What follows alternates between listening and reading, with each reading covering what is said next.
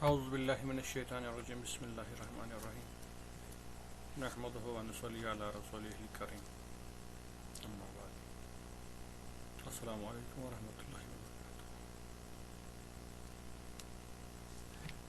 Dear students, پچھلے دو lecture جو ہم نے دیے ہیں ان میں ہم نے ایک تو سعید نفیسی کی بایوگرافی اور ان کی کنٹریبیوشن کے حوالے سے بات کی ہے، اور اس کے علاوہ محمد حجازی کی بایوگرافی کے بارے میں ہم نے بات کی ہے. آج ہم محمد حجازی کا جو لکھا ہوا افسانہ ہے جس کا نام ہے شیرین قلعہ، اس کو پڑھیں گے، اس کو پڑھنے کی کوشش کریں گے، اس کو سمجھنے کی کوشش کریں گے. یہ افسانہ زیادہ تر 3 لوگوں پر مشتمل ہے. اس میں 3 بڑے اہم کردار ہیں. ایک ہے جس کا نام ہے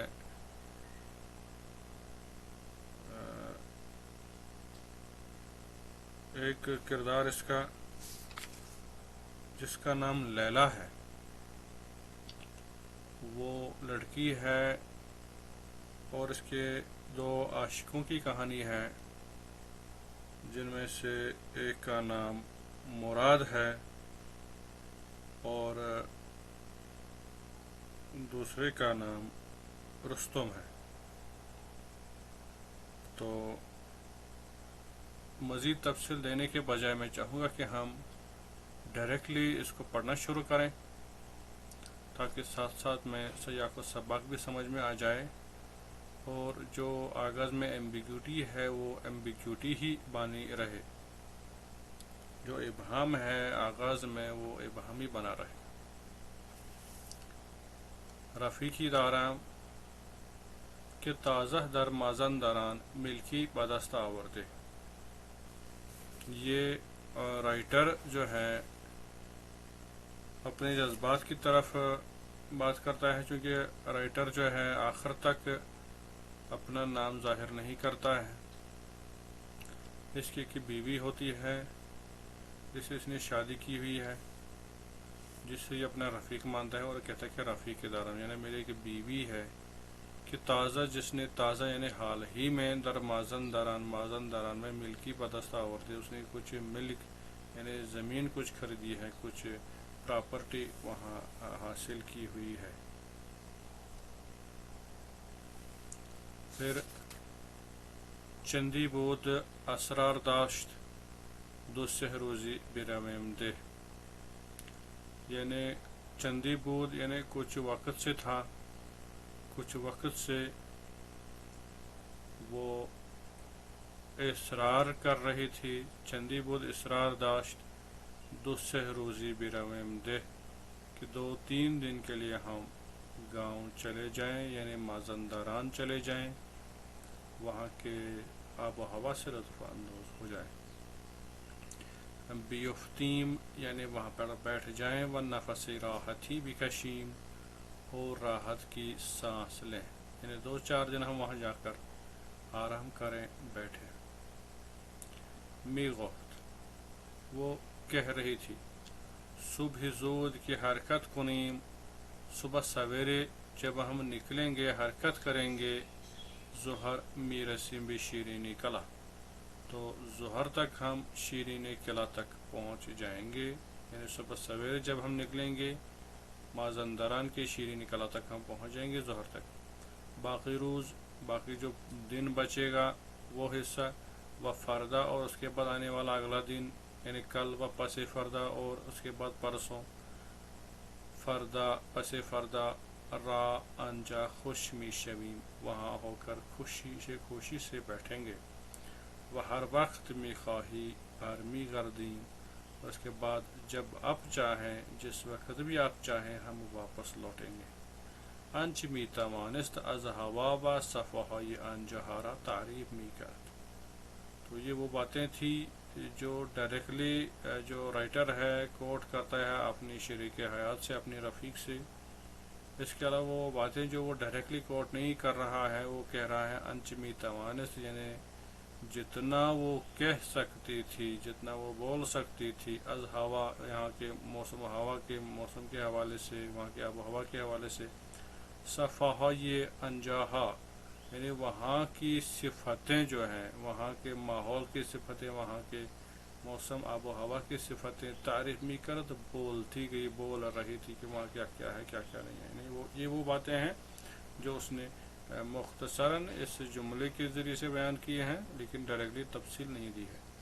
وعدی سرشیر و کرقابل میراد، اور اس کے علاوہ دو چیزیں اور ہیں جس کا وعدہ اس کی شریک حیات نے اسے دیا ہے. جو چیزیں وہاں میں مل سکتی ہیں وہ ہے سر شیر یعنی دودھ کی ملائی، و کرکاول اور تیتر کا گوشت. یعنی یہ بھی کہا ہے کہ وہاں ہم دودھ کی ملائی کھائیں گے اور تیتر کا گوشت بھی وہاں پکا کر کھائیں گے، وہ بھی وہاں ملے گا. یعنی نفسانی لالچ بھی دے رہی تھی کہ ہم شیرینی کھلا جائیں. من ان روزہا از سفر گریزانہ، میں ان دنوں سفر سے گریزان تھا، یعنی میں ان دنوں نہیں چاہتا تھا کہ میں کسی سفر پہ جاؤں، یعنی خود یہ تھکاوٹ محسوس کر رہا تھا. و هیچ عالمی را بہتر از کنجے خانہ نمیدانم، میں کسی بھی دنیا کو، یعنی چاہے کوئی بھی دنیا کتنی بھی حسین کیوں نہ ہو، تھکاوٹ کی وجہ سے اپنے گھر کے کونے سے بہتر نہیں سمجھ پا رہا تھا، نہیں جان رہا تھا. یعنی مجھے سب سے بہترین اپنے گھر کا کونا لگ رہا تھا، کیونکہ انسان جب پڑھتا ہے تو پڑھنے کے لیے گھر کے کسی کونے میں بیٹھ جانا، کتاب کو ہاتھ میں لینا اور لکھنا پڑھنا، جس انسان کو ان چیزوں سے دلچسپی ہو اسے باہر گھومنے میں مزہ نہیں آتا ہے. اس لیے اسے اپنے گھر کا کونا جو ہے پسند تھا، اس لیے وہ وہیں بیٹھنا چاہتا تھا. لیکن ادھر سے مجبوری تھی، اس کی بیوی اسے مجبور کر رہی تھی، اور اس کی طبیعت کے برخلاف وہ شیرینی قلعہ جانا چاہتی تھی. وہاں اس نے کچھ زمین لی ہوئی تھی، ملکیت اس کی تھی وہاں. ولی چکنم، لیکن میں کیا کروں کہ رفیقی میخواست، کیونکہ میری شریک حیات چاہتی ہے. اسبابی بازی خود را بتصدیقی من برساند، اسبابی بازی یعنی کھیل کود کے سامان، یعنی جو وہاں ہم جائیں وہاں ہمیں کون کون سی چیزوں کی ضرورت پڑے گی، وہ ساری چیزیں بتصدیق من یعنی مجھے دکھانے کے لیے، مجھ سے تصدیق کرانے کے لیے برساند پہنچائے. وہ حق داشت، اور اسے یہ حق بھی بنتا تھا، زیرا کیونکہ میں بھی اکثر نوشتہهای خود را برای او میخواندم و او تحمل میکند، کیونکہ میں بھی اکثر جو کچھ لکھتا تھا چھاپنے کے لیے، لکھنے کے بعد میں اسے دکھا رہا تھا. برای او میخوانم، اس کے سامنے میں پڑھتا تھا کہ میں نے کیا لکھا. وہ او تحمل میکند، اور وہ تحمل، صبر و تحمل سے کام لیتی تھی، اور میری لکھائی کو وہ جو ہے سنتی تھی صبر و تحمل سے، اور جس کی وجہ سے میری حوصلہ افزائی ہوتی تھی. جو میں لکھتا تھا وہ چھاپتا تھا، تو اس وجہ سے اس کا میرا ساتھ بھی تھا اس معاملے میں. تو یہاں تک ہم نے کیا پتہ چلا کہ رائٹر جو ہیں اس کی شریک حیات، انہوں نے کچھ شیرینی کلا میں زمین لی ہوئی تھی، پراپرٹی لی ہوئی تھی، وہاں وہ کچھ دنوں کے لیے جانا چاہتے تھے. اب جو خود رائٹر ہے یا جو اس کہانی کا کردار ہے، اس کی بھی وہ اسے وہاں لینا چاہتی ہے، لیکن اس کی مرضی وہاں جانے کی نہیں تھی. وہ خود جذباتی طور پہ اب مجبور ہو رہا تھا، کیونکہ اس کی شریک حیات بھی اس کی لکھائی کو سن رہی تھی صبر و تحمل سے. اس وجہ سے وہ بھی مجبور ہو رہا تھا کہ وہ اس کے ساتھ وہاں چلا جائے، اور یہ ایک دوسرے کے ساتھ کمپرومائز کر کے زندگی گزار رہے تھے، اور ایک دوسرے کو ساتھ دے کر بھی زندگی گزار رہے تھے. آگے بڑھتے ہیں. رفتیم یعنی ہم چلے گئے، نکل گئے. اما لیکن اتوموبیل در راہ خراب شد، آٹو موبائل یعنی وہ گاڑی جس میں ہم سوار تھے، در راہ راستے میں خراب ہو گیا. وہ نزدیکی غروب رسیدی، اور سورج کی غروب ہوتے ہوتے ہم پہنچ گئے. یعنی شام کے وقت ہم پہنچ گئے. ہمیں تو ظہر تک پہنچنا تھا چونکہ اس کا اسی کا وعدہ تھا، لیکن جب گاڑی راستے میں خراب ہو گئی اس وجہ سے ہم شام کے وقت وہاں پہنچ گئے. وَاَزْ خَسْتَگِی زُود خَابِدِین، اور تھکاوٹ کی وجہ سے ہم جلدی سو گئے. فردا سحر ہنوز از آفتاب اثری نبود کہ ما کنارے رود خانہ ایستادہ بودیم. یعنی صبح، اگلے روز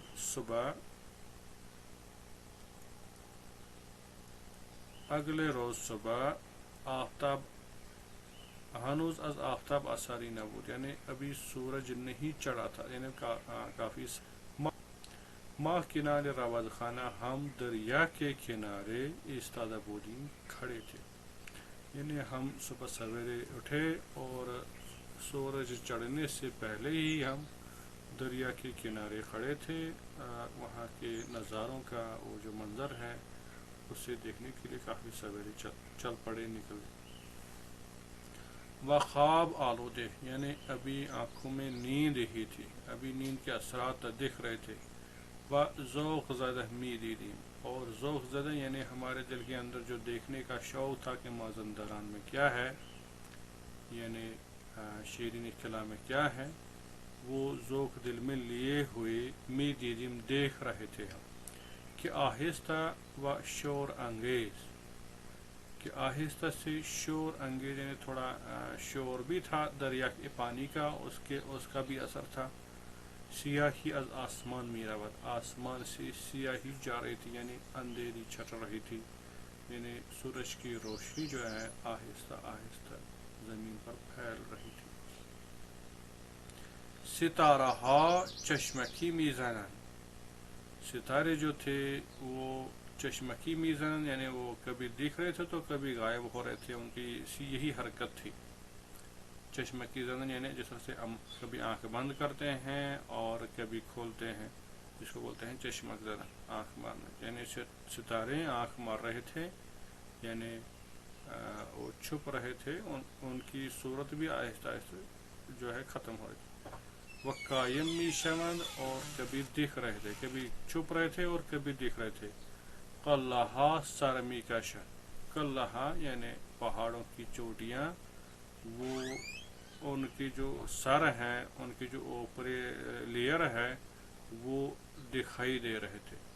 وہ خود نمائی می کنند، اور وہ قلعے، وہ پہاڑ، قلعہ ویسے بولتے ہیں اس حصے کو جہاں پہاڑ کے اوپر یا کسی پہاڑی کے اوپر کوئی قلعہ بنایا گیا ہو، یعنی ایسے قلعے یا بڑے بڑے پہاڑ جو قلعہ نما ہوتے تھے وہ خود نمائی می کنند، وہ اب سورج کی روشنی آنے سے دکھ رہے تھے.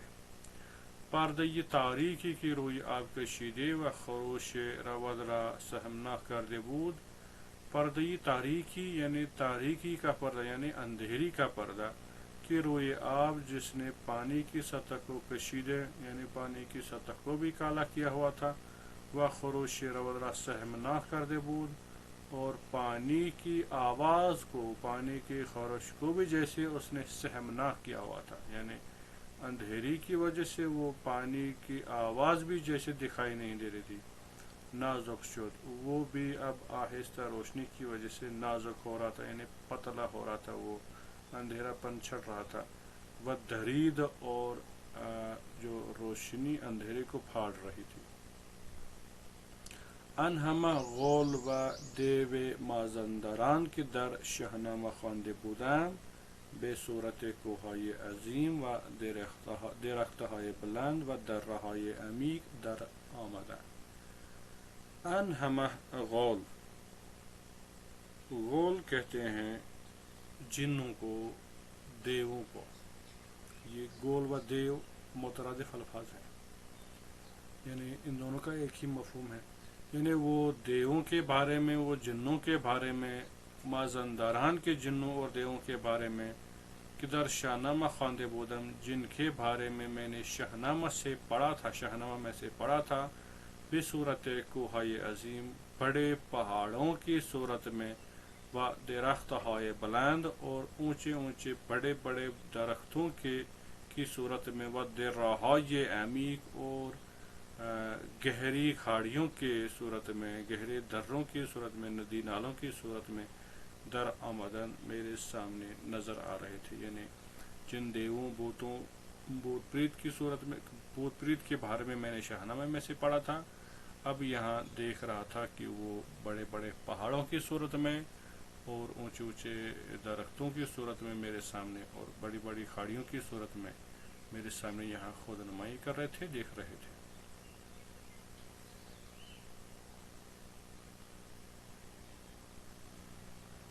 حیفا می آمد چشم باہم بزانا. مجھے خود پر یہ افسوس ہو رہا تھا، یعنی میں نہیں چاہتا تھا کہ میں آنکھ بند کروں، یعنی میری نگاہیں چاہتی تھی کہ بس یہ منظر دیکھتا ہی رہوں، اس قدر خوشنما منظر تھا. خیرہ نگاہ می کردم کہ مبادا یہ قلم از نقاشی سحر آمیز را نبین. خیرہ نگاہ می کردم، میں حسرت بھری آنکھوں سے دیکھ رہا تھا کہ مبادا کی خدا نہ کرے یہ قلم از نقاشی سحر آمیز را نبینا، کہ میں ایک قلم یعنی ایک لمحہ بھر کے لیے بھی صبح کی اس نقاشی آمیز صورت کو نہ دیکھوں. یعنی کہیں ایسا نہ ہو کہ یعنی خدا نہ کرے کہ میں اس کا ایک لمحہ بھی میرے ہاتھ سے چھوٹ جائے اور میں اس کو نہ دیکھوں. یعنی آنکھ کو بند کرنے کا جو انداز ہے، طریقہ ہے جو نیچرل چل رہا ہے، اس سے بھی یہ دور رہنا چاہتا تھا اور اسے مسلسل دیکھنا چاہتا تھا. یعنی کافی دل بستگی کے ساتھ، کافی چاہت کے ساتھ یہ اس منظر کو دیکھنا چاہتا تھا اور مسلسل دیکھ رہا تھا. متصل رنگ بود، متصل یعنی کئی رنگ آپس میں جڑے ہوئے تھے، کہ درہم ریختے می شد، جو آپس میں ڈالے گئے تھے، یعنی جو پھنسے ہوئے تھے. یعنی کہیں صبح سویرے جب روشنی نکلتی ہے، آہستہ آہستہ سے اندھیرا چھڑ جاتا ہے، تو مختلف رنگ پہلے ایک ہی صورت میں دکھ رہے ہیں. آہستہ آہستہ جب آدھی روشنی ہو، پوری صفائی نہ دکھ رہی ہو، وہ نقش و نگار بود، اور نقش و نگار دیکھ رہے تھے کہ تو پوری صورت واضح نہیں تھی، کہ با ان رنگہا جلوہ می کرد، کہ ان صورتوں میں کئی رنگ جلوہ نمائی کر رہے تھے، کئی رنگ دیکھ رہے تھے. وہ مارا چن غریقی در طوفان خیال ہر ان بعالمی می انداخت، اور مجھے جیسے ایک خیالات کے طوفان میں غرق کر رہے تھے. یعنی ایسا منظر مجھے لگ رہا تھا جو مجھے خیالات کے طوفان میں غرق کر رہا تھا، اور ہر ایک منظر مجھے ایک نئے عالم میں، ایک نئے دنیا میں ڈال رہا تھا. تو یہ رائٹر یہ لائن کیوں لکھ رہا ہے؟ یہ 2-3 لائنیں ایکچولی وہ خود ایک رائٹر ہے. ہر ایک منظر کو وہ ایک رائٹر کی صورت میں، ایک اعلیٰ فطرت کی صورت میں، ایک اعلیٰ فطرت کو ذہن میں رکھ کر دیکھ رہا ہے، جس کی وجہ سے وہ ہر ایک منظر پر ایک ایک افسانہ لکھنا چاہتا ہے اور اسی نظریے سے اس کو دیکھ رہا ہے. اسی لیے ایک ایک منظر جس پہ وہ ایک ایک کتاب لکھ سکتا تھا، کئی صفحے لکھ سکتا تھا، اور ہر نقشہ جو اس کی نظر میں آ رہا تھا اس سے وہ ایک عالم، ایک دنیا تصور کر رہا تھا، اور وہ کئی عالم ایک ساتھ دیکھ رہا تھا. یہی بیان کرنے کے لیے، چونکہ اس کی فطرت ایک رائٹر کی فطرت تھی، جس کی وجہ سے وہ یہ باتیں کر رہا ہے.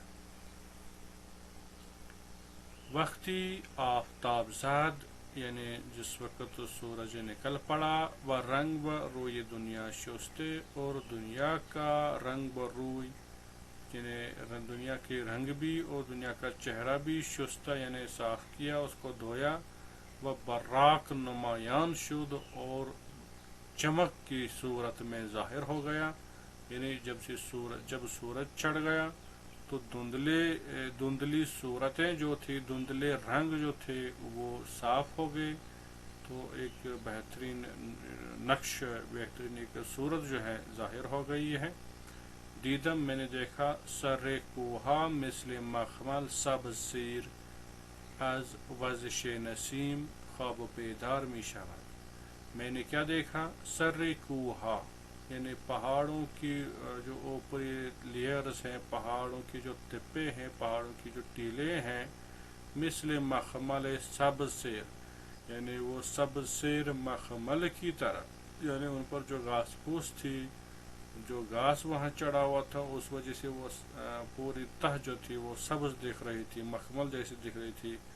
از وزش نسیم، صبح کی ہوا کے چلنے کی وجہ سے خواب و بیدار میں شد، تو کبھی وہ خواب میں چلا جاتا تھا اور کبھی بیدار ہوتا تھا، یعنی گھاس پھوس صبح کی ہوا کی وجہ سے کبھی ادھر ادھر کرتی تھی، تو اس وجہ سے اس کے وہ ڈفرینٹ نقشہ اس کا جو ہے ذہن میں آ رہا تھا۔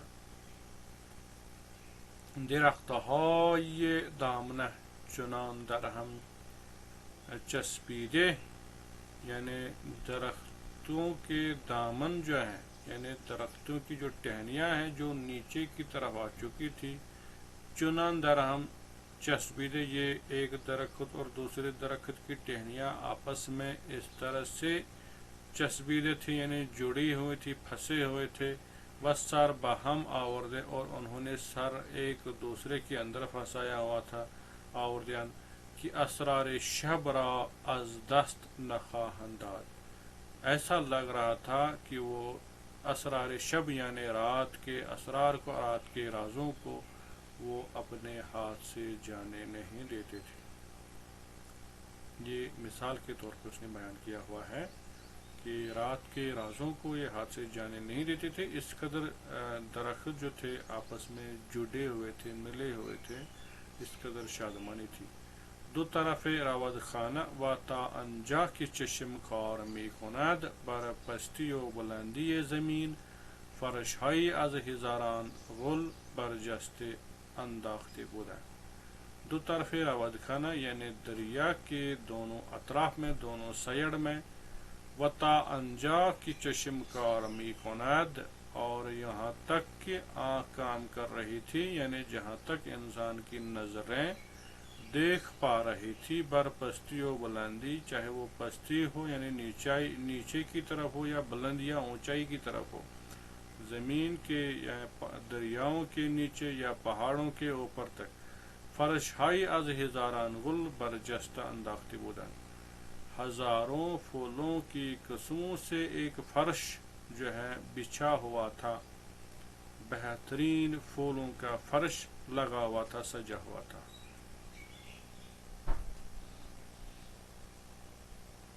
درمیانی یک صحنه گل کرمز که از طرس باد دایم یکدیگر را در آغوش میکشیدند، درمیانی یک صحنه، انہیں پھولوں کا جو منظر تھا اس میں سے ایک صحن تھا جہاں پر گل کرمز یعنی سرخ پھول تھے، کہ از طرس باد دائم، جو مسلسل ہوا کے ڈر کی وجہ سے، ایک دیگر را در آغوش میں کشیدن، وہ پھول ایک دوسرے پھول کو گلے لگا رہے تھے، یعنی ہوا کے چلنے کی وجہ سے وہ ادھر ادھر ہو رہے تھے اور ایک دوسرے کے ساتھ ٹکرا رہے تھے۔ یہ گل آتشین بزرگ دیدم، میں نے وہاں پہ یعنی جب میں نے اس ایک خاص منظر کی طرف نظر کی تو میں نے وہاں ایک پھول دیکھا، گل آتشین، کافی چمکیلا پھول تھا، کہ روئے ان و ان دامن می کشید، جو کبھی اس سائڈ میں اور کبھی اس سائڈ میں دامن کشی کر رہا تھا، یعنی جھک رہا تھا۔ وہ ہر دفعہ دستی می آمد، اور ہر وقت جو ہے ایک ہاتھ آ رہا تھا، ایک ہاتھ نیچے سے آ رہا تھا، و دامن را پایین می آورد، اور اس کے دامن کو وہ نیچے لا رہا تھا، یعنی وہاں پھول چینی ہوتی تھی، گل چینی ہوتی تھی۔ چون خیلی دور بود، چونکہ یہ منظر بھی کافی دور تھا، یہ ہاتھ کس کا تھا، یہ کیوں پھول توڑ رہی تھی یا کیا کر رہی تھی پھولوں کو، یہ صاف نہیں تھا۔ چون خیلی دور بود نمی توانستم ببینم، میں ٹھیک سے نہیں دیکھ سکتا تھا، ان دختر تنبان کرمز، وہاں ایک جو لڑکی تھی جس نے کرمز ٹراؤزر پہنا ہوا تھا، صبح سویرے بان زودی، اتنی صبح جلدی، درمیان سبزہ و گل چمی کند، وہ سبزہ اور پھولوں کے درمیان میں، یعنی وہاں کیا کام کر رہی تھی یہ میں ٹھیک سے دیکھ نہیں پا رہا تھا. تو یہاں جو ہے یہاں تک اسے کہتے ہیں جو ہے تمہید چینی یا مقدمہ چینی. جو یہاں تک منظر تھا وہ ایکچولی اس افسانے کو شروع کرنے کا مقدمہ تھا، تمہید تھی. وہ وہاں پہنچے، اصل کہانی یہاں سے شروع ہوگی.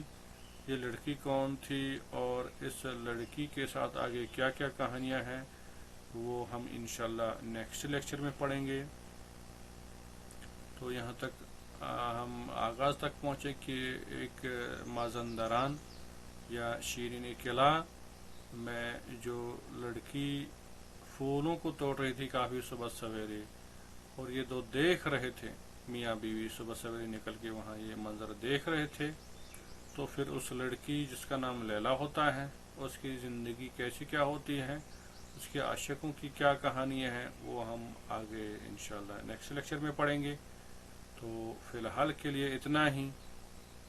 آپ کا بہت بہت شکریہ، اپنی صبر و تحمل سے سنا. آپ کا بہت بہت شکریہ. ملتے ہیں نیکسٹ لیکچر میں، تب تک کے لیے خدا حافظ.